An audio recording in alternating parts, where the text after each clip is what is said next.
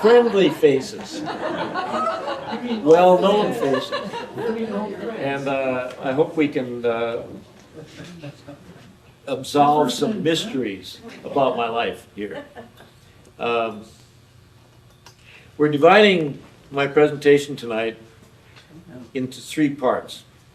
The first is going to be paintings, and the second part is going to be photographs, and the third part is going to be your participation. Because the question I'd like to leave with you, or pose at the beginning before this all begins, is simply, why would anybody who could paint as well as I can, obviously, want to move over to photography? And I've given that quite a bit of thought in the last umpteen years. So let's turn on the machine and hope it works. I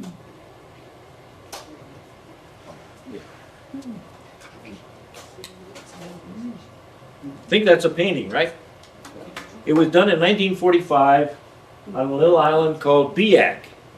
I just happened to be a member of the U.S. Armed Forces in the last good war, and in the Pacific, of course. It's off the larger island of New Guinea, and we spent 2 glorious months there, before we finished the war off, and we all moved to Okinawa for a couple of months, and then we went to Tokyo, where I took the photographs that I'm going to show you in just a minute.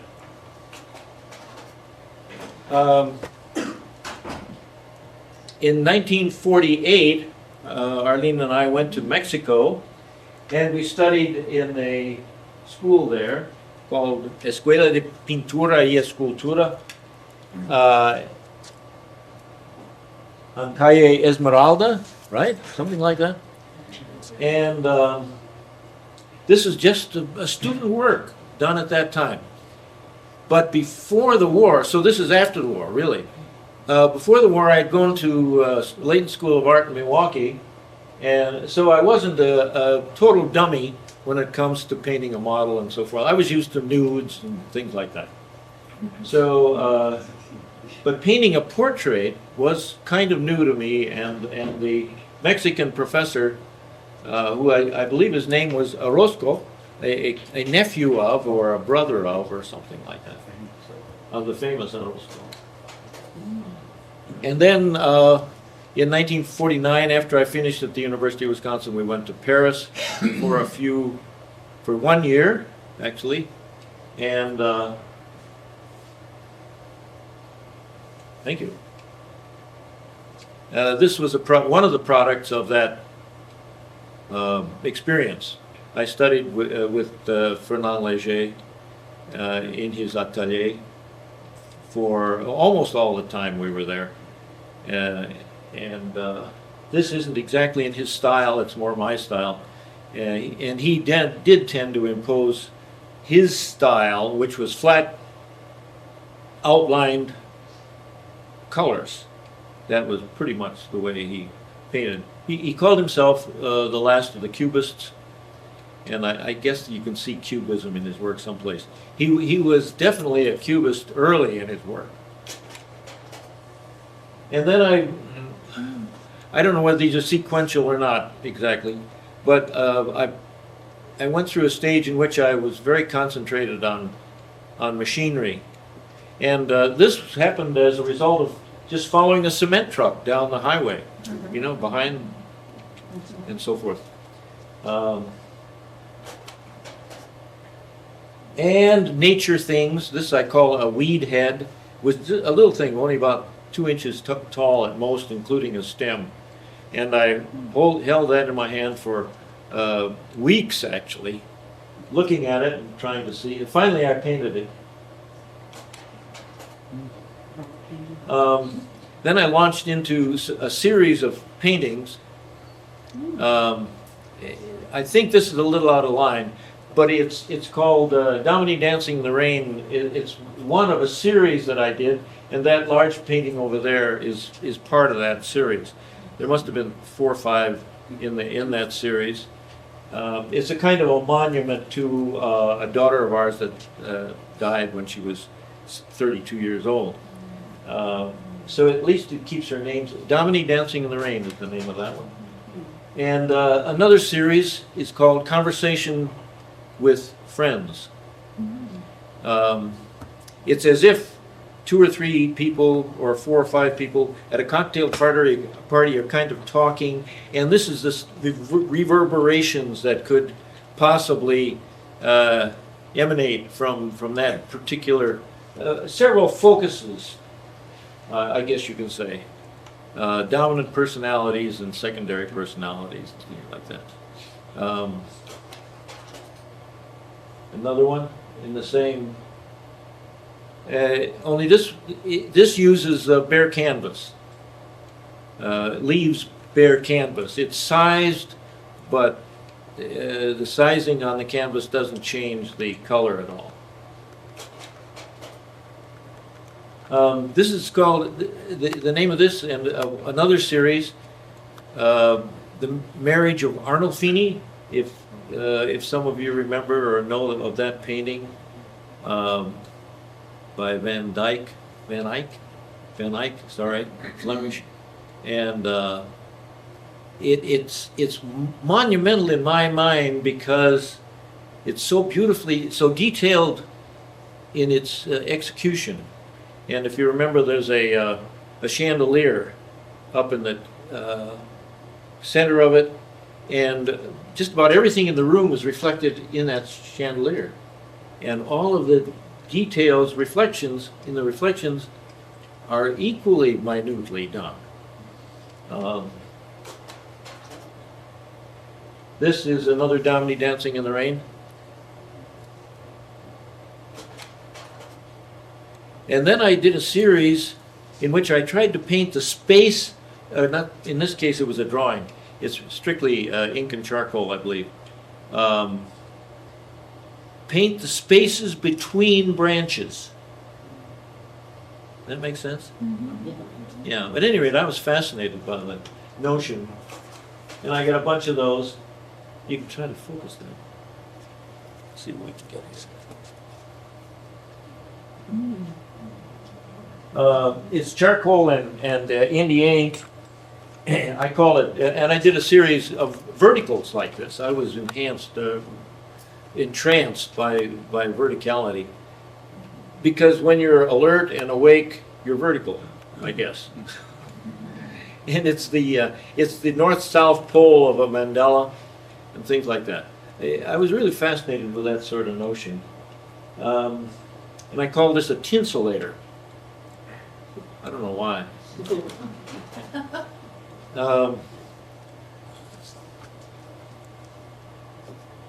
But coming off of the Marriage of Arnolfini series, I got into the concept of two things, male and female, up and down, night, day, and the dualities of life. And I probably read something, some philosophy someplace or something that got me fascinated with that. And this is one of the products of that rather extensive series. The weed head I did twice, once facing this way, one facing this way. Not very good idea, actually. At any rate, I kept going until I tried to become an abstract expressionist.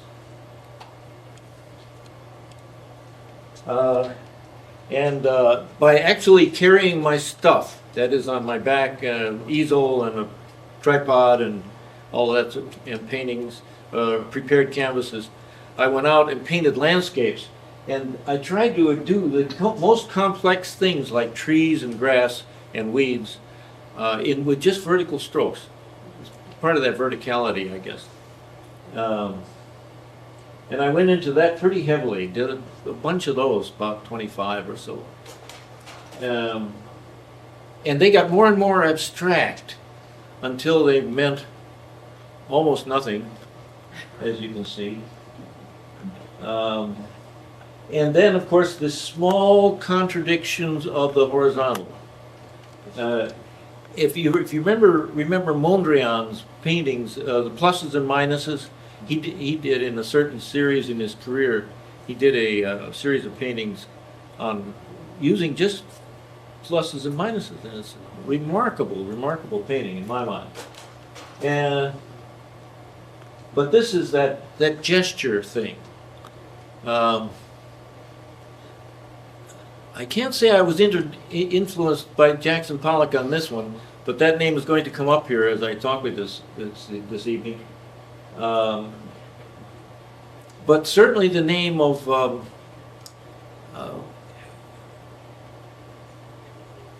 most pointillists or impressionists should come up, because it was the impressionists that put painting on the track toward what I refer to and probably refer to later as modernism. And it was the reduction of, and it was the beginning of abstract expressionism, the beginning of abstract painting, wherein the painter tries to find a gesture which it contains all meaning in life. I suppose it might follow from Einstein's single theory for all matter or all force, something like that. I'm not so sure that artists have that right anymore to do that or to even attempt it. But at any rate, I was taken up by the idea of a single stroke building. It's a little like putting one brick on top of another and making the world's greatest sculpture. Anybody understand what I'm talking about?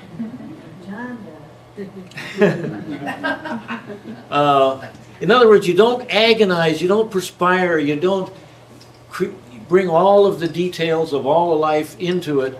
You just do some little gesture that solves the problem and answers all questions. At any rate, this is the way painters think, at least in part. Then finally, I tried to return to the landscape and applying that single stroke gesture, like came out of Pissarro or somebody like that, and to build. Of course, Seurat did the very same thing and tried to build his extremely complex canvases out of dots.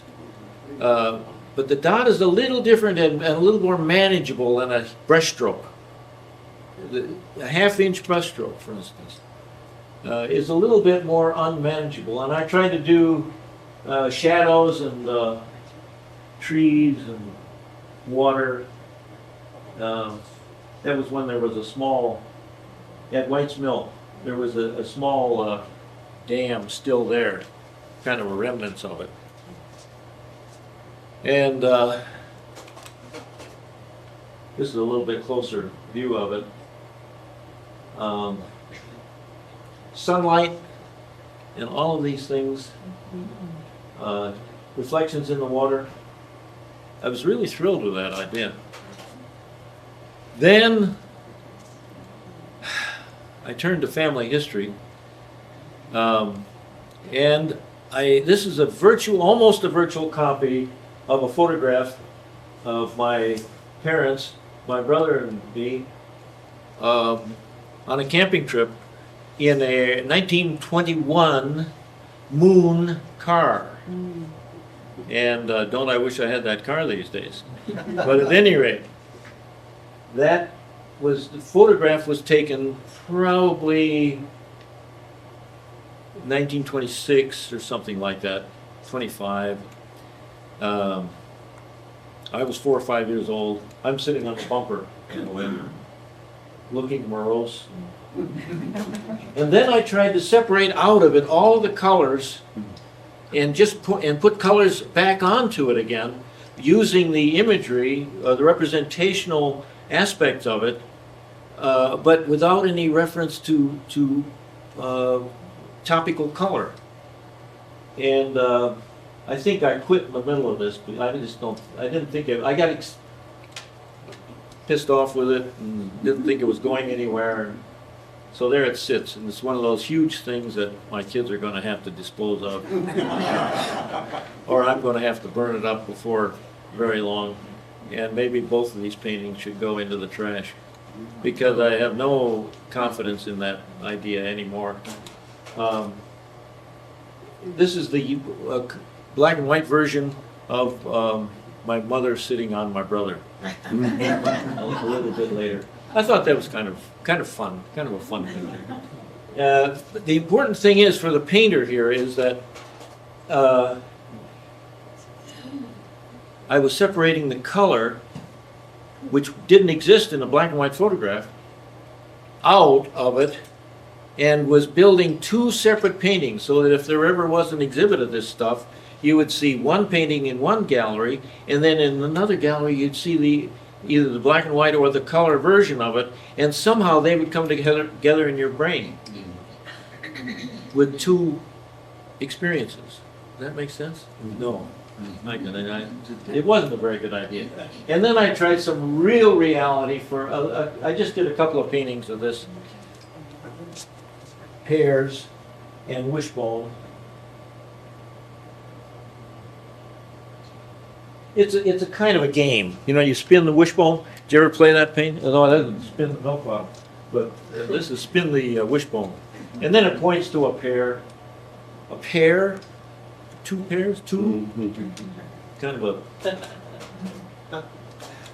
This... seem to have to move this thing back and forth. I think there might be a focus on that little... Oh, there is? In the middle there, no? Yeah, I guess there is.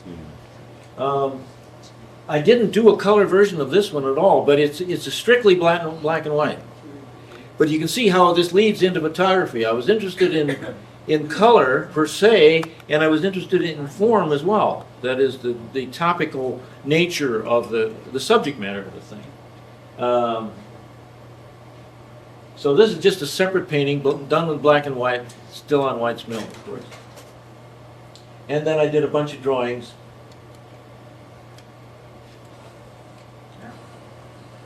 You're right. Using gesture again, but now the gesture instrument was a pencil. How many remember the work that Jackson Pollock did? And if you've been to the Museum of Modern Art, this is his Autumn Rhythm, done in 1950.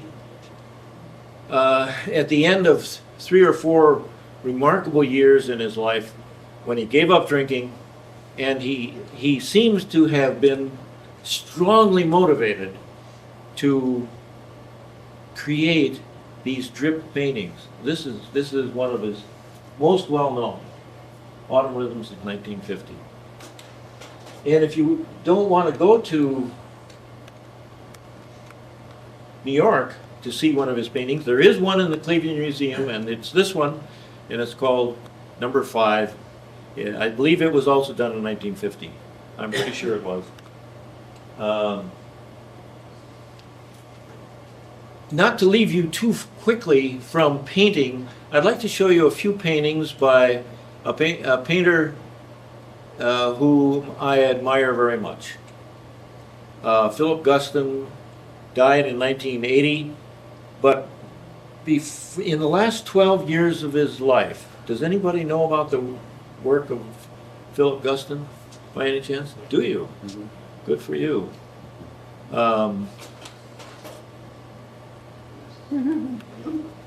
I guess I admire this stuff because it's so powerfully political, so powerfully mea culpa.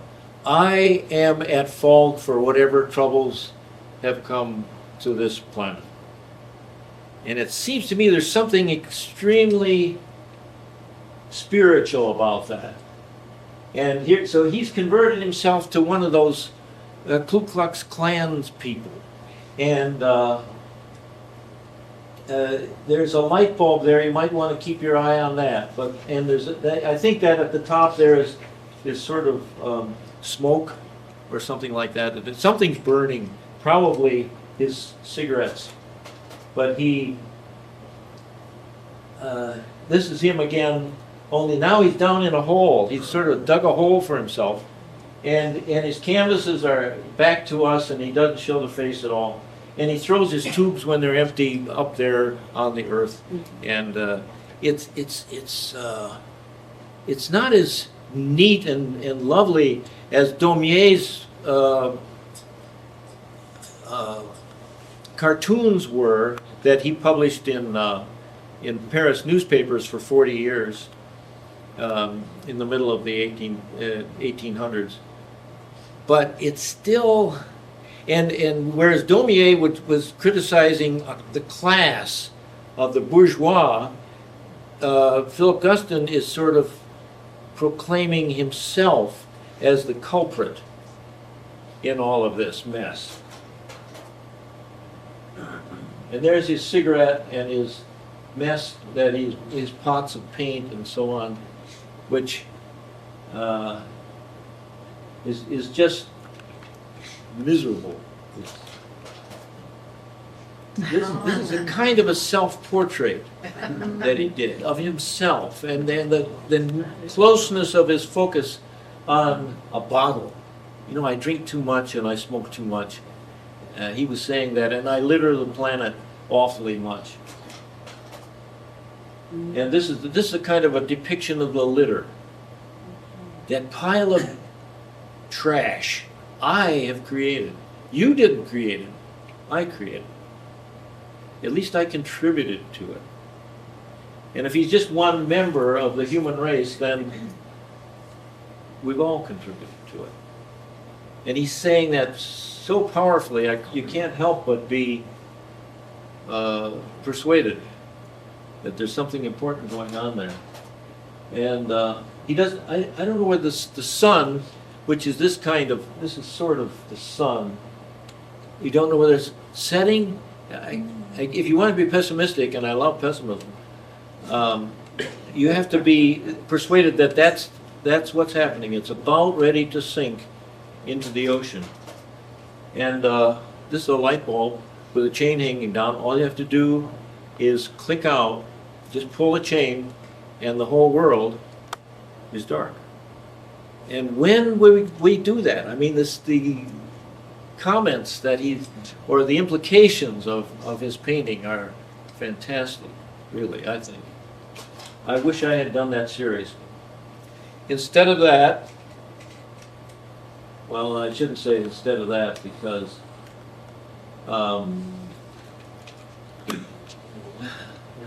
at some point prior to all of this adult talk, I was picked up by the U.S. Army and was told to go ahead and whoop the butts of the Japanese and Germans. And when it was all over, they shipped us to Tokyo, and I had about 4 weeks before they sent me home. And I had a terrible time scrounging film, but at any rate, we did have cameras available, and I went on several sessions in which I was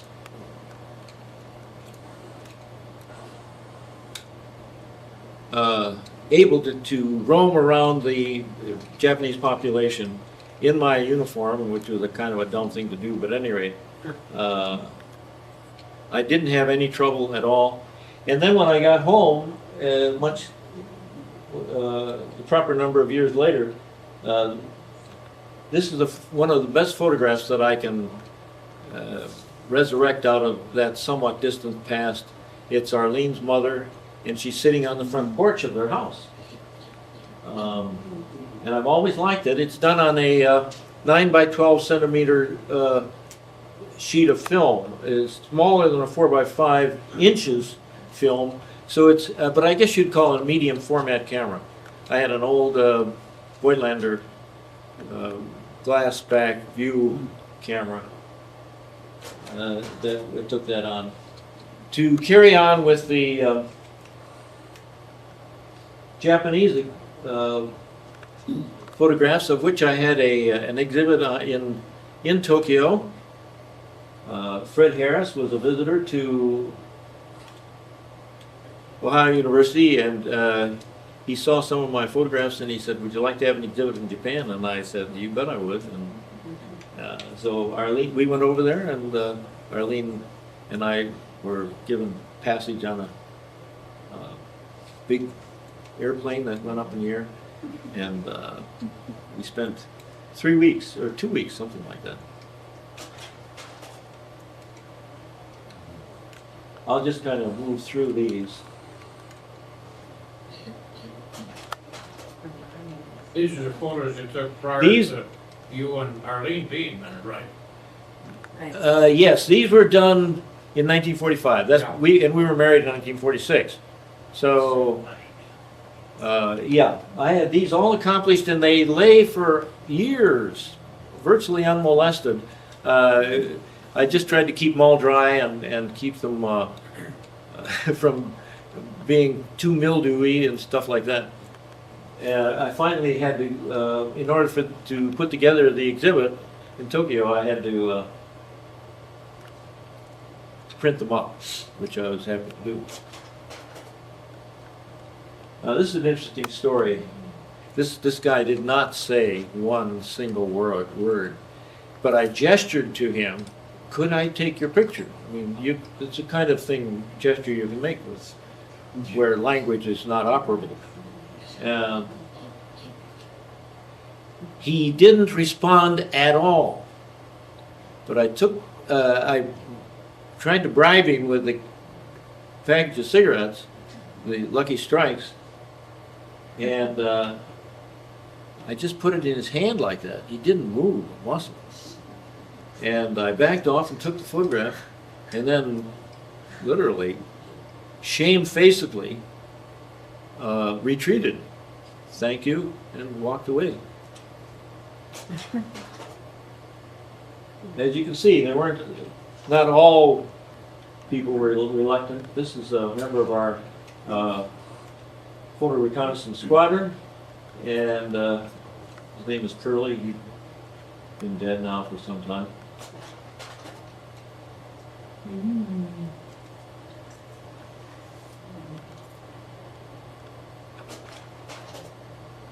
I climbed a pole in my wanderings. I came across a miniature sub factory, and these kids were really interested in what I was doing. But I climbed a pole that's like the shadow there. That you can see this from right here.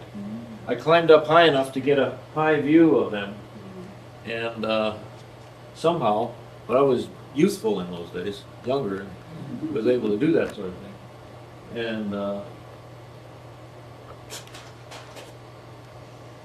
You can see how fire more than bombs were the problem in Tokyo, and this is that's what this is. It's just a trestle has been totally burned out, but the steel structure is still there.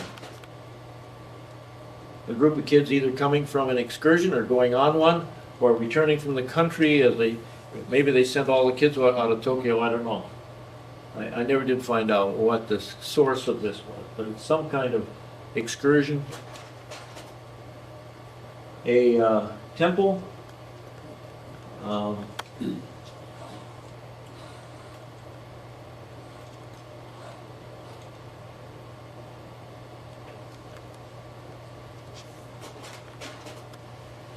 This is Tokyo Station as it existed in 1945. And I have a photograph taken on the inside of this structure, which I'll show you in just a minute. Meanwhile, this is what it looks like today. And the part we were looking at, I think, is over here. And that's a whole new roof and so forth, and endless cars, and the whole, which was open terrain before, just a paved area, a large paved area has been is now made into this park. This is the inside of the Tokyo Station.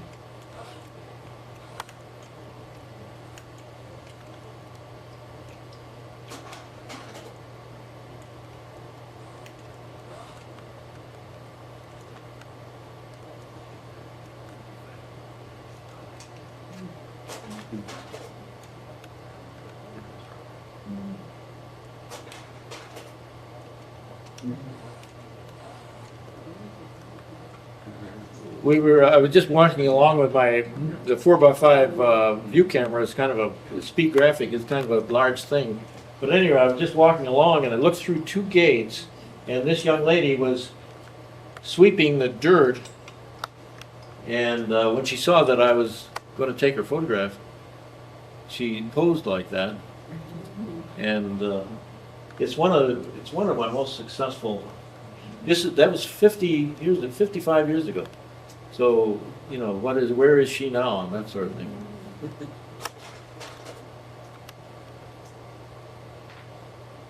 A barrio, shall we say?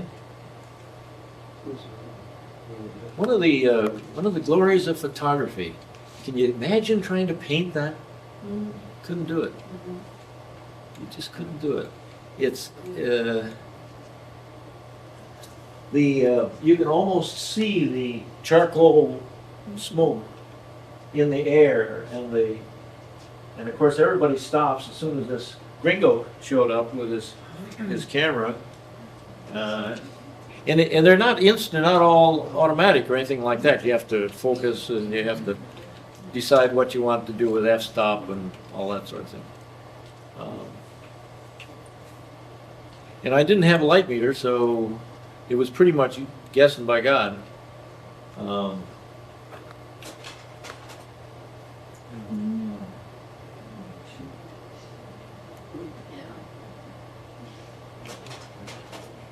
And finally, many years later, I got a grant from the Gray Panthers, of all people. Do you know about the Gray Panthers?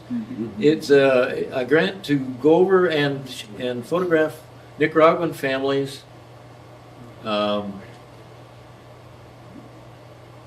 They paid all expenses, and I shot up something like 36 exposure rolls on 35 millimeter film. In this case,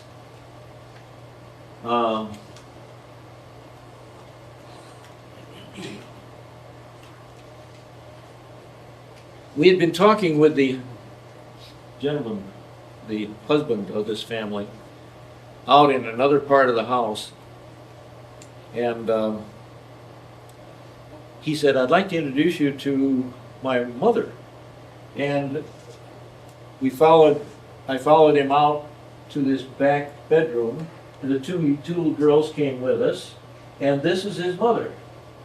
And he wanted me to photograph her, and which I did 2 or 3 times. In fact, one exposure was flash, but it was clearly not a very interesting picture. Pretty soon, I started to turn to the rest of the room, and he's making the little kids stand, and I'll just, to straighten up because it's Sunday and they're dressed up pretty well. He tries to get them to pose or to point to the little box of demonstration stuff that they have on the table and all of that. He suddenly realizes that it's no good. The kids aren't going to pay any attention to him, and he just leans on that pillar there, that wall, that post, and he says, "The hell with it," and I got my picture.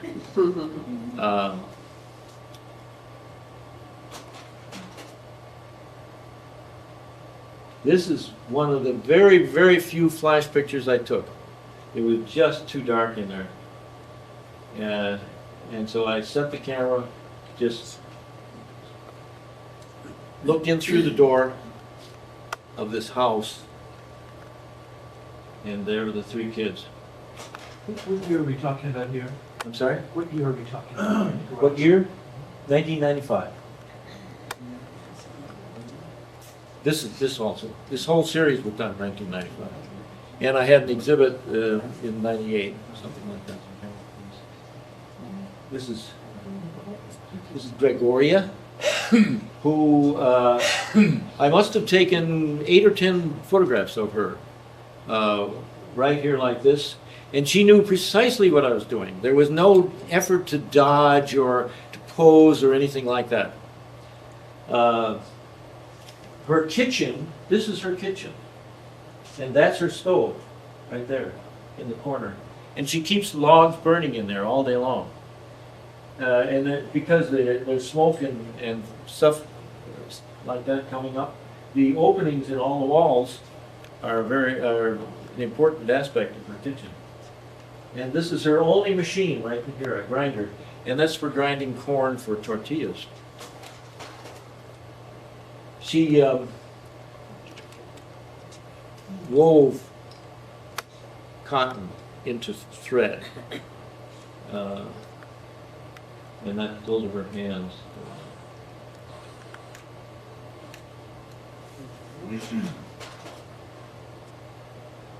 Boots of a cattleman. Madera. And water carriers. You'd be surprised what a high percentage of women's time, older women and younger girls, is spent getting water each day. Up the hill there was some kind of a concrete cistern type construction, and out of one corner of it was a little pipe about no bigger than 3/4 of an inch, out of which there was water dripping. It was coming in out of the hill. But the cistern itself was totally dry. And they would patiently fill these bottles and then take them back. And they probably had to do that a couple times a day. At any rate, that was their water for everything in their house. Notice how the little girl is kind of smiling at me and what I'm doing, and the old lady is unresponsive again. Just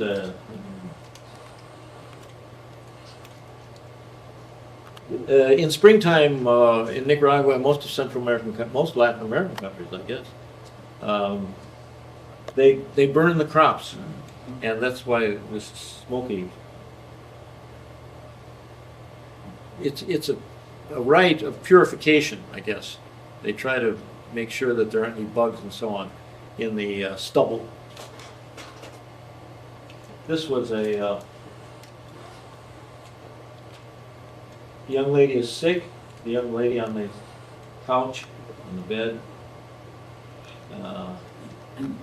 I had backed up against the wall. I had gone as far back as I could, and I had the widest possible lens on it. And it was still a half second or 3/4 of a second or maybe a full second. I don't know. I've forgotten. Exposure, because it was so dark in there actually.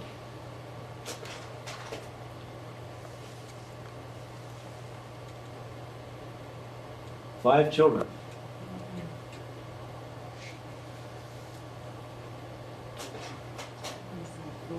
And it's part 3. Anybody have the lights?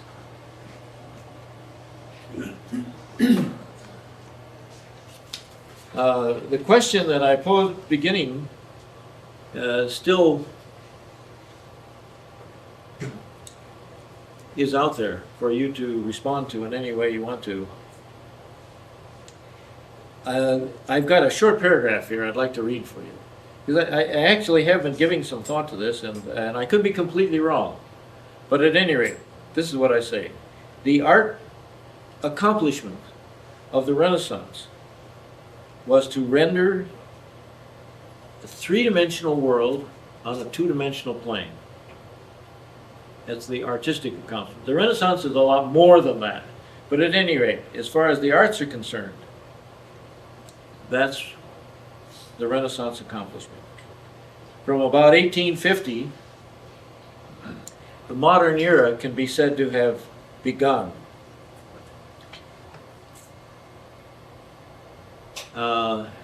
And modernism really didn't, the word modernism didn't come into use probably until about 1900, in other words, 50 years later. Probably coincidental with surrealism and World War I and all that sort of thing. But at any rate, the word modernism is important. But the Renaissance ideal of rendering a three-dimensional world on a two-dimensional panel was given its final blow, I believe, by Jackson Pollock about 1947. He died in 1956 from an automobile accident.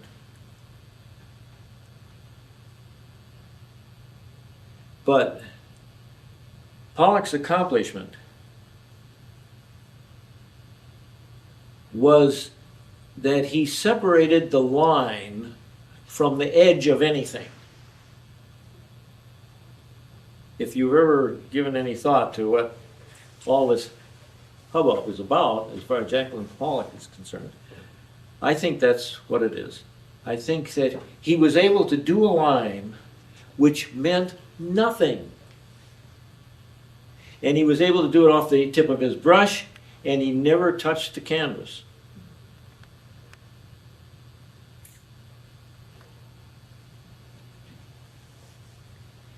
He proclaimed, really, in his artwork,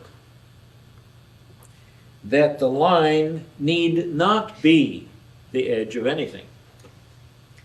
And that was really the demise, the total and final demise of subject matter. Because how can you draw a figure without putting an edge to it? Or a book, or a ball, or anything that makes our world recognizable?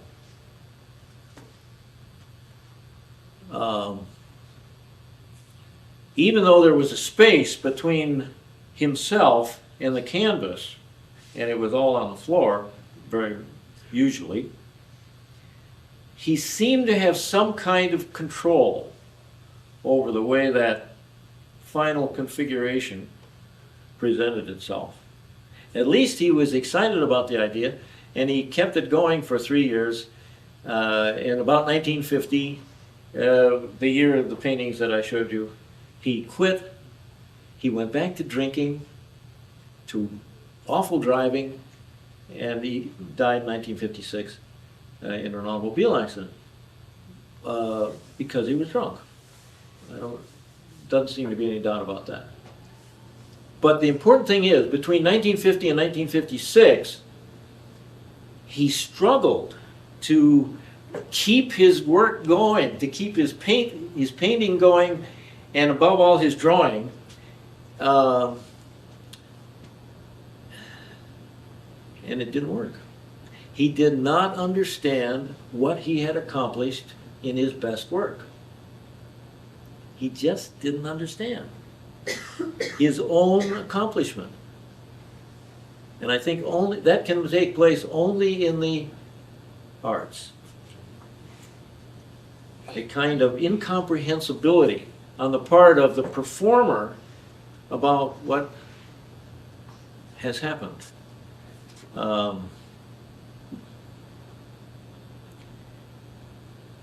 The decade following abstract expressionism was pop art, which was a latent, deliberate return to recognizability and as you know, and to subject matter, and to it was a kind of a satire on life, on everything that we accept as important in modern life.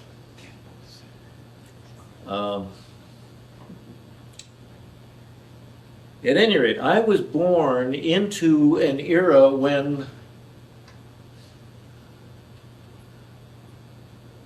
abstract expressionism, abstract painting, was somehow important.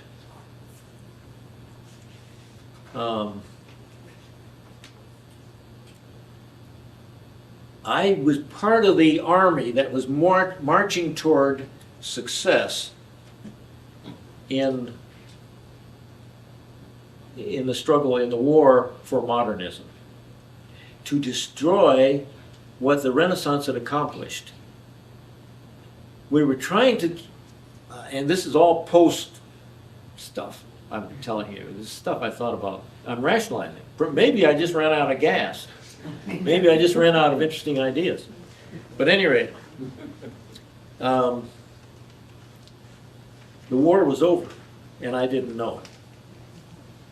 And when I realized that it was over, the war toward modernism, and when I finally did realize it, I gave up painting.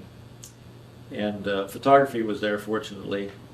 And I was fascinated by mechanical devices, and cameras, and I still think the tweaking of a lens is a pretty marvelous thing.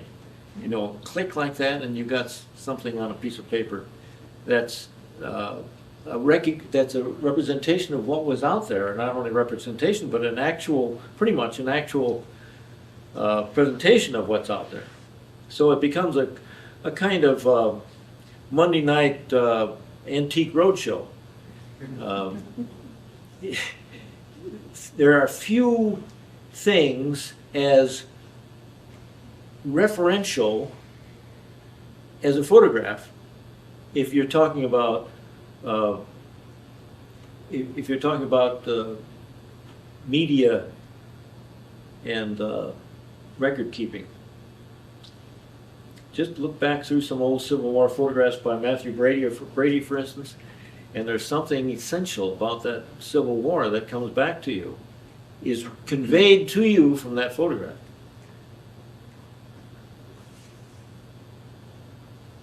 At any rate, photography has become for me a kind of